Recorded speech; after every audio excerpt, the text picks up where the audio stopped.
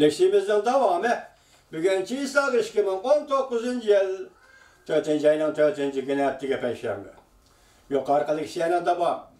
Adliye Ministerliği'nin Cumhuriyet Partiyası azalarının Amerika kurallarına tehdit saldı mı yok? Adliye Ministerliği Cumhuriyet Partiyası'nın azaları Amerika kurallarına tehdit saldı mı yok? Tekşürüp bekitişini. Amerika'da tartışılgan Cumhuriyet hükümeti neşir efkarlarının Cumhuriyet hükümet tarafından kelgen belge salgan, yoki belge qo'yilmaganligiga neşir efkarlarına Cumhuriyet hükümetinin belgesi qo'yilmaganligiga kapolat qilishni talab qilish.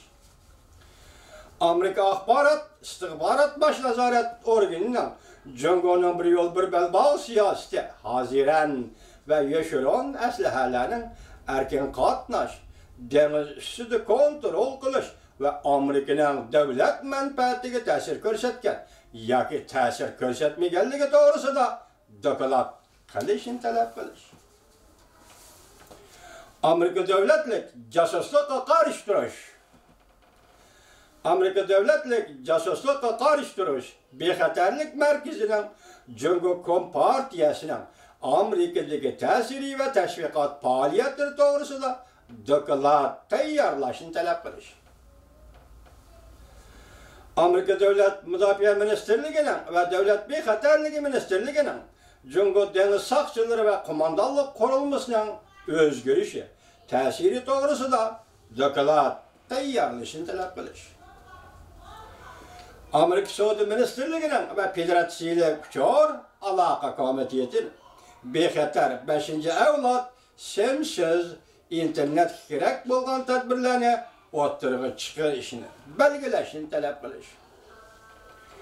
Bosh statistika idora boshlig'ining Amerika Cumhuriyet texnik hamkorligining yoshiron xatari yoshiron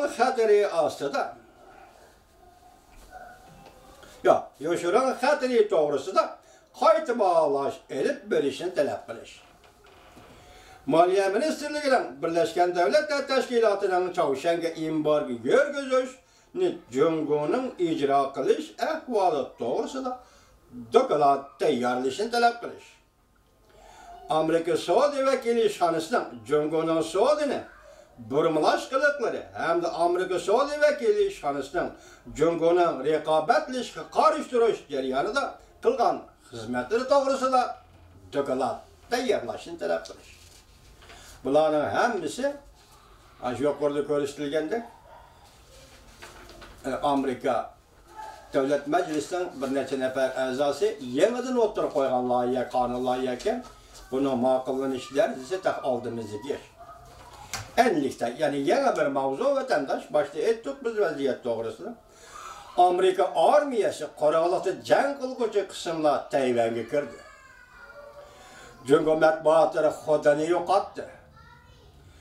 Yo'qol dedi mavzuli xabar 4. ayning 3. kuni Erkildagi Vaqt gazetida e'lon qilindi xabar. Bunda boshlanadi. Amerikaning Tayvan turishlik ish boshqarish o'rnining bayonotchisi Ming Yuxi bugun kechagi 3. kuni tunji qachon deniz armiyasi qurolli jang qilguvchi qismlari o'z ichiga olgan. Hozir vazifa yutatayotgan askariy qismlarning 2005 yıldan başlap Amerika'nın Tayvan'daki iş boshqarish o'rnida AIT'ga kirib o'rinlashganligini dalilladi. Cumhuriyet'nin aloqador matbuoti birinchi betida uchur tarqitib Amerika armiyasini haqoratlab chiqib ket. Tayvandan chiqib ket dedi. AIT bugun ichki jihatda axborot e'lon qilib Tayvan'da kurulgan Amerika iş boshqarish o'rnining qurilishi 5. ayning 6. kunidan boshlab ish boshlaydi dedi. Bu yangi qurilishni qo'llash tadbiri to'g'risida bayonotchi Ming Yuxi mundaq javob qaytardi. Xuddi navbatda ish boshqarmasda yo'l qo'yilgan bu o'rinda bir qism Amerikalik va ko'p degidek Tayvanlik xodimlar bor. Bular ish boshqarmasining ichida bunun içinde cümleden Qoraqaldiq armiyasi deniz armiyası, hava armiyası ve denizden koruluk çıkıp can kılgıcı kısımlar var dep görsetdi. Amerika'nın Tayvan'daki iş başkuruş ornida Amerika'nın muşunda kısımları var ki koruluk armiyası, deniz armiyası, hava armiyası, koruluk çıkıp can kılgıcı kısımlar var ki.